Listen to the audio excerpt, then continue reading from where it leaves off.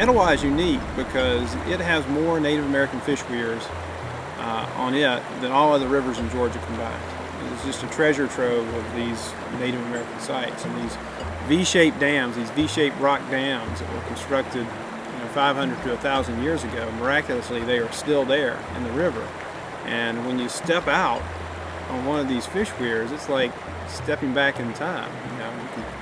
You can vision yourself as a Native American out there in the river on these rocks that were placed there 500, 1,000 years ago.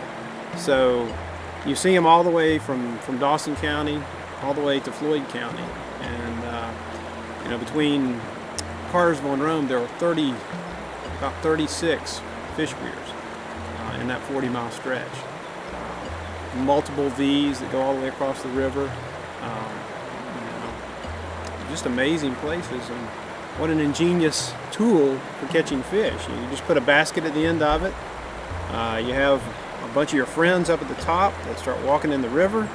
You walk, splash with sticks, and that spooks all the fish down to the point. And there you have your basket. And the fish swim right into your basket, and you caught your mess of fish for the evening.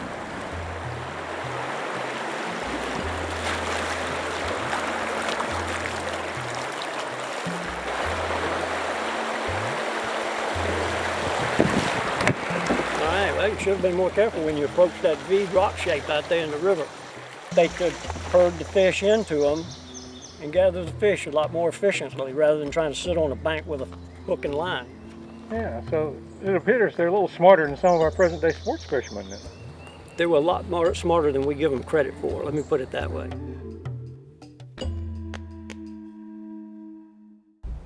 Around 1755, where Long Swamp Creek and the Etowah meet, it was a battle between the Creeks and the Cherokees.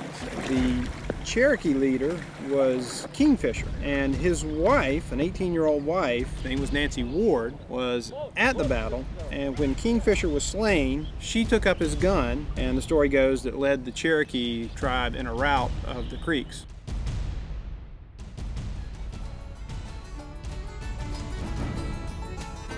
The Etowah was actually the site of our country's first gold rush.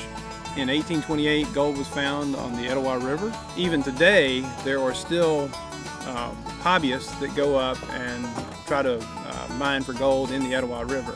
And there are hobby clubs along the Etowah that have dredges that suck sand off the bottom and filter it through, and they try to find gold. And it's not uncommon now for some of these hobbyists to earn $32 a day trying to find gold in the Etowah River.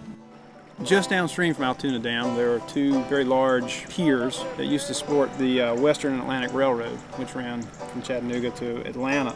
During the Civil War, it was burned, reconstructed, burned several times by both the Confederate and the Union troops. Kind of, interesting pause and look back into history at that place to think about how much effort went into destroying and building that bridge so many times during the Civil War.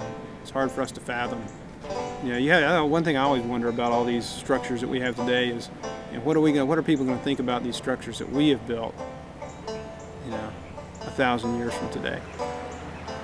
We look at the fish weirs and think, wow, those are really neat. I can imagine what somebody's going to say, 1,000 years from now, and if the I-75 bridge over the Etowah is still standing, what are they going to say about it?